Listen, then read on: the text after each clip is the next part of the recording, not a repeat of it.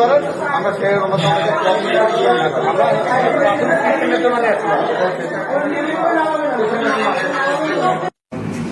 আসসালামু আলাইকুম প্রিয় দেশবাসী ও প্রবাসী, যেখান থেকে দেখছেন সবাইকে স্বাগত জানাচ্ছি।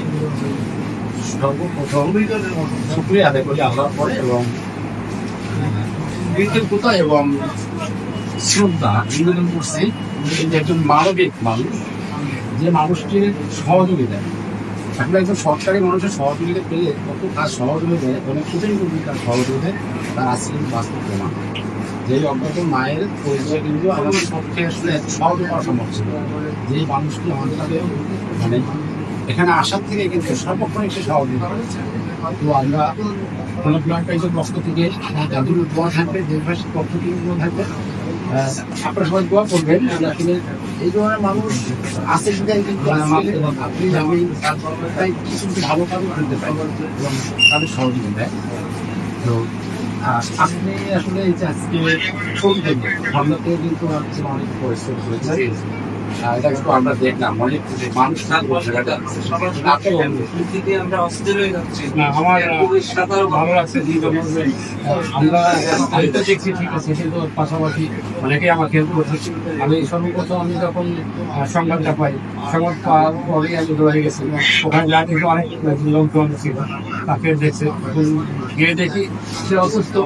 আর প্রাথমিক পর্যায়ে জানতে পারি যে তার ছেলে দেখি তাকে নিয়ে আসছে, নিয়ে আসার পরে তাকে দেখে চলে গেছে।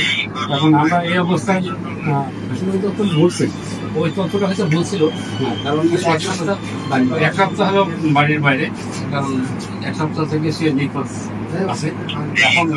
এখন সে অসুস্থর কারণে আমি তাকে প্রাথমিক ট্রিটমেন্টের জন্য আমি আমার ফোর্স সহ আমার সদর থানার এএসআই মোহাম্মদ শাহিনুজ্জামান আমার চিকিৎসার নির্দেশ ক্রমে যাই এবং তাকে হাসপাতালে ভর্তি করি। আসলে খুব ভর্তি করার পরে এখন ট্রিটমেন্ট চলতেছে। আলহামদুলিল্লাহ, এই মায়ের দ্রুত আমরা সুস্থতা কামনা করছি এবং এই মানুষটির জন্য আপনার টিম, তার কাছে টিম ছিল, প্রসেসার সহ প্রসেসার নির্দেশনা মাইনে কিন্তু সে আসতে পারে। এবং শুনলাম এই খুলনা সদর হসপিটাল, জেনারেল হসপিটালে ডাক্তারদেরও আছে, যেটা মনে হয় চিকিৎসা করার চেষ্টা করেছে, তাদেরকে ধন্যবাদ।